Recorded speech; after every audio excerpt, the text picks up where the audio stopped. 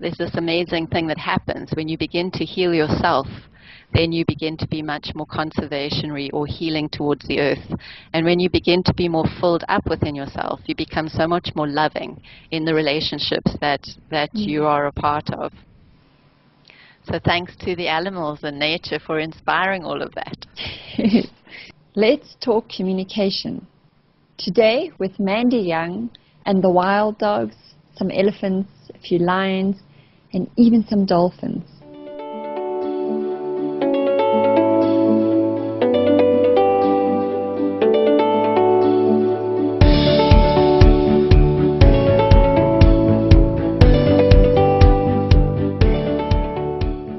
I'm Telana Simpson, and today I'm learning from Mandy Young, an exciting eco-psychologist who has spent the last 20 years studying and observing the social behavior of wild animals. She has done a lot of work with everything from dolphins and meerkats to wild dogs and elephants. So what can we learn and take back into our busy modern-day lives from observing and interacting with wild animals in nature? Let's find out. So Mandy, how did you come to be an eco-psychologist? It's been a journey that was pioneered when my marriage fell apart, and I just had this need to go back into the bush. And when I went back into the bush, it was then that I remembered what a nurturing place it had been for me. I think I discovered that when I was about 2 years old, and maybe 2 or 3 years old when my sister was born, and she had croup. So my mother had to spend a lot of time with her, and I felt a bit neglected. We used to live alongside the banks of the few river in Garnerton, so I used to just walk down a long driveway and enter into the bush, and it was there that I heard the bumblebees, heard the water, and yeah, I just felt like I was completely at home. So I guess when things fell apart for me, I remembered that feeling and went back into the bush. I was with a game guide friend of mine. We were in Mana pools in Zimbabwe and Matuzadana, and I had the book by Clarissa Estes under one arm, Woman Who Run with the Wolves. And I was very impressed by the way she discovered things about the female psyche, about relationships from watching wolves and from early storytelling. So obviously one of the animals I was first drawn to observe was the African wild dogs, and that was the beginning of spending time with animals. I guess as my time with animals has extended over more than 2 decades now, the experience has been felt first and then understood in my head next. And the different species of animals I've been drawn to have been because something needed to heal or mature or grow me.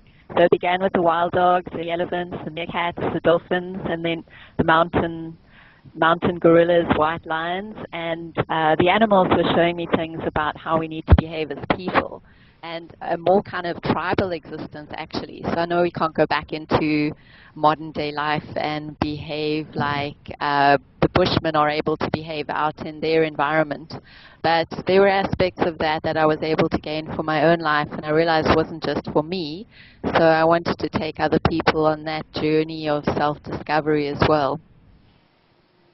And so that's a lot of the work that you do now, is you take people out into the bush, like really wild kind of bush, to spend time with the animals or with some of the tribes that you work with. I think it's the Bushmen and the Messiah. So what is it then about nature? Because you use nature as the context within which you take people on these personal development journeys. So what is it about nature that you find it so useful? I think nature has been tried and tested over time, so it's a very balanced system. So when you step into nature, you immediately feel hugged, you immediately relax, and you just go, I think, which is an amazing feeling when our city lives are so stressful. And then it is a place where, when I've observed animals with social behavior, I've been reminded of ways of relating that we've forgotten as humans. So, for example, with the animals that I've observed, like the wild dogs or the elephants, the dolphins, they do a lot of greeting behavior, which kind of says, hey, you're part of my family, you're part of my team, let's have fun and hunt together. And I think as our society, we've become very independent. We've developed lifestyles and business models that are very stressful, very competitive, very alienating. And we've forgotten just how valuable it is to belong to a team, to belong to a clan. And sometimes that isn't our own personal families because we're geographically separated, or for one reason or another we don't get on. But I realized just how important it is for people to be part of a group. And I think when you get back into nature, you begin to see that. You begin to get more into a right brain space. You know, we're so developed cognitively, we're so capable physically in terms of good health, but we're quite emotionally and ecologically unintelligent. So I think when we get back to nature, we recover those aspects of ourselves. So one of the bits I was reading some of your articles, and you say like part of the nature in that when we sit and observe animals and they possibly observe us is like they're quite an honest reflection of our behavior, of who we are.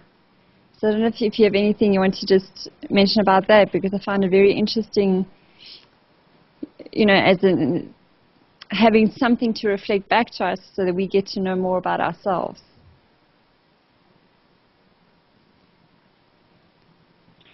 Sure, I think because when we're in nature, we can relax and get more out of a right brain, more out of a left brain space into a more emotional feeling space where we use all our senses. I think when we watch animals, we engage with them more with our heart and our intuition than with our head. And I think it kind of works both ways. As we do that, we also open up for them to engage with us in that kind of way. And they're very honest. They're very honest in their behavior. They're very honest in what they do. You know, if they're hungry, they eat. If they need to hunt, they hunt. If they need to sleep, they sleep. They're just very honest. So I think because they're being so honest, we also start to be honest with ourselves. And because we're slowing down and being a little bit more reflective, we start to look inside instead of always being so busy with activities and looking on the outside. Cool. So you've had like an amazing opportunity, as you said, for the last 20 years to spend so much time with all sorts of animals, from the meerkats to dolphins and elephants and lions. So what are some of the personal life insights you've actually gained from all these years of studying those different species and their social behavior? I think, as I said, you know, each different species has had something different to show me, and I think it's also been very unique, the experiences that other people have had. They might be very different to my own. So with the wild dogs, what I first learned was that early man and the wild dogs only survived as a kinship group, as a clan, because they took care of their relationships. And what needed to heal for me in that situation is that I was sent to boarding school at about 10 years old. And as a result of that, became very independent and felt a little bit of an outsider in my own family. So the wild dogs were beginning to show me that I just really needed to reconnect with a group, with people that I had a sense of belonging with. That was something that was missing in my life. I think the next species that I really spent time with was very similar to the wild dogs in some ways, although they look so different, which is the meerkats, because wild dogs and meerkats are cooperative breeders. Everybody takes care of the young. The difference between the wild dogs and the meerkats, though, is that wild dogs hunt together, whereas meerkats kind of look for their food on their own to a certain extent. But one of the valuable things I learned from the meerkats, especially the meerkat up on guard, is that many people were asking, well, why is that meerkat up on guard? Because when it's up that tree or sitting on that bush, it isn't eating. It's just kind of watching out for predators so everybody else can eat. So is it that meerkat's turn? Is it a specific kind of meerkat? Is that the meerkat role of that particular meerkat? And when they looked into it a little bit more scientifically, they found that the meerkat that went up on guard was actually the one that had just eaten a nice juicy scorpion or a fat slug or something like that. So it knew how to feed itself well, and it could then be on guard for other people. And I suppose the life lesson I learned from that was that when we know how to take good care of ourselves, we're much more able to take care of those we have responsibility for. So there were many, many lessons that I was learning from being with wild animals, and so it was a great excitement to be able to take people with me so that they could have a similar kind of experience. I guess one of the best experiences I can remember was a lady who came with me on a Wisdom of Elephants experience. And she had just come out of quite a messy divorce. She had a 10-year-old child, and she was quite bitter. And she'd also put on a lot of weight because she was just sort of comfort eating.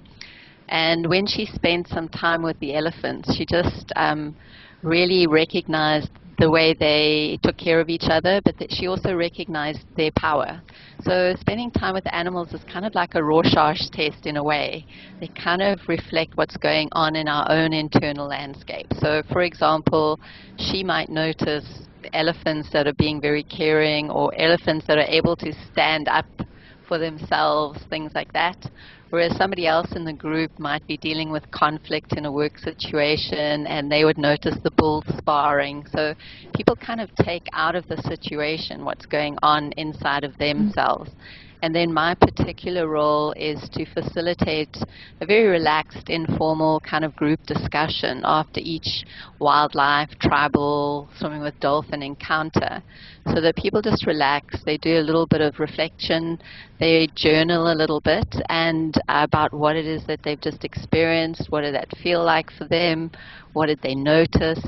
And then we talk, and people can talk about whatever they like to talk about, but if they bring up things that are relevant and they connect what's going on out there with what's going inside of them, I'm able to facilitate and hold that process quite carefully so that it becomes very important life insights for them. So this particular lady, she ended up, after that weekend, she'd made a decision to lose weight. She'd made a decision to downscale from her house to a flat, and she was going to use the money that she generated from doing that to do some pilot licenses. She wanted to fly a small light aircraft. And I was really amazed and just so excited when she phoned me 1 year later, and she said, well, she's done it. She's lost a few kgs. She sold her house, and she's doing her first pilot lesson. And yeah, now she flies for the Battaliers, which is a conservation company. So from that first weekend, some seeds were sown that really changed her life. And obviously that makes this work very meaningful for me. Wow. And it is, and as you're saying, just from reconnecting to nature and in that relaxed place, observing another species and how that can spark such transformation. When people get into nature, they begin to know themselves a little bit better, and they begin to go on a journey of self-discovery. And as they begin to do that, then choices that they can make for themselves become more clear and more right. And they begin to dream and have vision and hope again, which is very motivating and very inspires a lot of passion. Mm. No, I'm quite envious of the work that you do. It sounds like, yeah, it's so good. So obviously the area that I'm really passionate about and interested in is specifically in communicating and relating. So I was quite keen to ask you what some of the principles of behaving and relating that we humans may have lost that we could like reconnect to just by observing the social behavior of animals.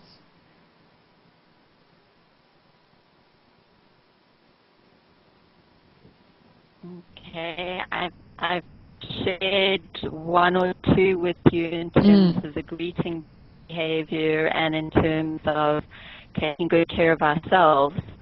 But one of the very strong ones for me was when I wrote an article for a German baby book, and I called it The Wisdom of Elephants, and I think I called it Ecotherapy, The Wisdom of Elephants and Continuum Concepts. And I was comparing the in-arms experience of a tribal person.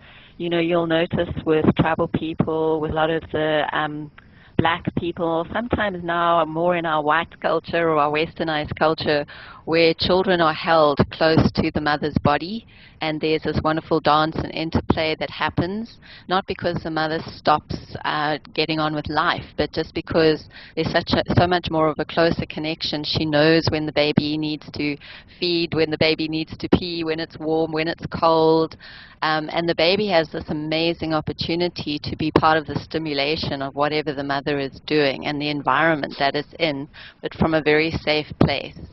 And that particular way of parenting was highlighted to me by the elephants. If you watch a whole herd of elephants on the move, it would just take one baby elephant that needed to feed and the whole herd would stop. And that baby elephant would then immediately recognize its value and its need would be affirmed. It would say, okay, I actually did need to feed, and the mother would respond in an appropriate way. But I also had the privilege of observing elephants who'd had good family structures, good parenting, that had been moved into a particular game reserve where I worked. Elephants had been in that game reserve up until 100 years before that, but because of hunting, because of agriculturalization, and all sorts of things, they had been hunted, shot, moved out of that area. So these two elephant families were brought from Kruger, and they'd had a good family structure. But what happened was that two bulls also came from Kruger, and they decided when they were in must to go out and look for other elephants in the area. And elephants have this amazing ability to communicate, even up to 60 kilometers, with both their ears and what they feel in their feet when there are the right weather conditions. And they picked up that there was this, what we then started to term the orphan herd. What happened in the late 1980s in Kruger was that there was this great controversy again about the carrying capacity of the land, and that there were too many elephants on the land. And I know this is a bit controversial, but my kind of take on it is if you leave nature to manage itself, it works way better than when we intervene and start culling and doing that kind of thing.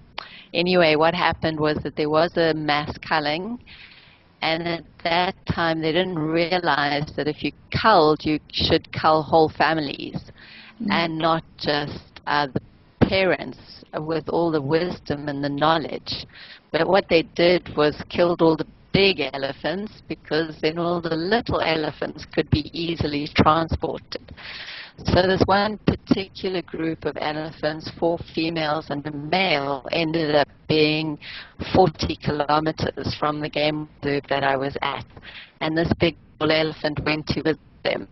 These little 3 to 5-year-olds by that time had become adolescents, and now they were beginning to become able to be parents, to give birth, to rear children themselves. So 15 months after that visit, they actually walked from this game reserve 40 kilometers away, across the N2 and into the game reserve where I was doing research. And the big bull elephant was there to meet them. And he took them to meet the other elephants, the females, who were hanging out with all their children and their grandchildren. But the matriarch of those two families that had this normal family structure wasn't interested in these orphans. She just saw them as badly behaved elephants who didn't know how to behave in normal elephant society. So initially, she just didn't want to have anything to do with them, but they stayed. And what happened was that a calf was born to one mother in what we call the breeding herd, the herds that had come from Kruger, and a calf was born within the orphan herd. And there was about 3 weeks between the two. And because this little calf in the orphan herd didn't have anyone to play with, what started to happen was the two herds started to come together. It was a lovely kind of picture of all these mothers having a tea party at the edge of the lake with these little children playing with each other, which is really awesome. But what also happened was that one of the orphan sisters had a bad leg, a bad back left leg, and she gave birth to a calf, and it was stillborn. So it was very sad to watch her grieving this calf and trying for days just to get it back to life again. And her initial response to the calf that had already been born into that little orphan herd was to reject it completely. And then she did a complete turnaround, and she became the most possessive aunt ever. And, so now when this little calf wanted to sleep, she would try and do what she did to her little dead calf. She used to try and get it up and interfered with its sleep. She was just so scared it was actually going to die, not just sleep. And again, it gave me, as a psychotherapist working with people who've lost children, it gave me an insight as to that's exactly what happens with human mothers. When they've gone through a big loss, they become very possessive and very scared of another loss. And not even when it's a loss of a child, when we've gone through losses like of a loved one or getting divorced or anything like that, the way we change in terms of how we react and relate. So when you see it out there in the bush and it's very real and you really emotionally connect with it, it's very difficult not to shift within yourself in terms of self-perceptions, in terms of how do you want to manage yourself from the insights that you gain. So on these particular nature calls adventures, healing power of dolphin experiences, it could just be an amazing holiday in itself. But they're constructed so that it's for the people who are really interested in dreaming again, overcoming obstructions or breakthrough in their life, really taking their life seriously, and also not only contributing into their own kind of well-being and their own fulfilling their own potential, but also there's this amazing thing that happens when you begin to heal yourself. Then you begin to be much more conservationary or healing towards the earth. And when you begin to be more filled up within yourself, you become so much more loving in the relationships that you are a part of. So thanks to the animals and nature for inspiring all of that. So there's just two more, I think, stories that you've mentioned in your writing that I just maybe thought we could touch on in terms of what we could learn from, as you say, learn from nature and animals. The one is there's a lot in terms of the wild dogs and the lions that you say is quite relevant towards the corporate world. And I think it's to do with teamwork. Can you tell us just a little bit about that? I think any aspect of nature is very valuable for teamwork because the way in which I process things is always the core ingredient is personal development. And I think when you know who you are, you know how best to fit together as a team. I think the specific valuable lessons about the wild dogs in terms of a business model, I did a 3-hour workshop for the alumni of the Stellenbosch Business School in August last year, and I called it Wild Men, Wild Women, and Wild Dogs, a business model for the 21st century of interdependence and integrity. So the particular way in which wild dogs relate is that they have each other's backs. They operate as a team. They really affirm those relationships. and they use that as having an advantage in the corporate world. I think also what happens with wild dogs is that the pups, the new people who come into the organization, get a lot of time and attention because they actually are the future of the pack, or they're the future of the organization. And it's always it can be threatening, but always quite refreshing to have new blood, to have new thoughts, to have new ideas. So, and they also need a lot of care and attention so that they don't kind of cause havoc. But the dens are also an amazing place where there's a lot of training that takes place and a lot of skills are learned. So there are various aspects of being a wild dog pack that makes being a corporate company a lot more effective. I think it's a great experience in a corporate situation to have real relationships, to be part of the decision making, and to feel like you have some say in how things are going to happen. The lions have a whole different structure and way of relating. You'll find that, as with wild dogs, they'll even take care of the pups and of the sick and of the young.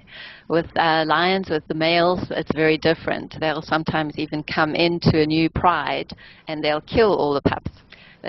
Which is very sad. But with the lions, it's just a whole different essential contribution, that in order to take care of the pride, they need to be very strong. So the male lions always eat first, and everybody else eats second. But if you didn't have the strong male lions protecting the pride, then the pride wouldn't survive. So each animal species has different ways of surviving, which are valuable life lessons. Sure. Yeah, and it's nice context to start thinking, like what's useful and what's going on in our own lives. The other story, and I know you're doing a lot of research more recently in terms of work with dolphins. And I believe that they show us a lot about our self-worth.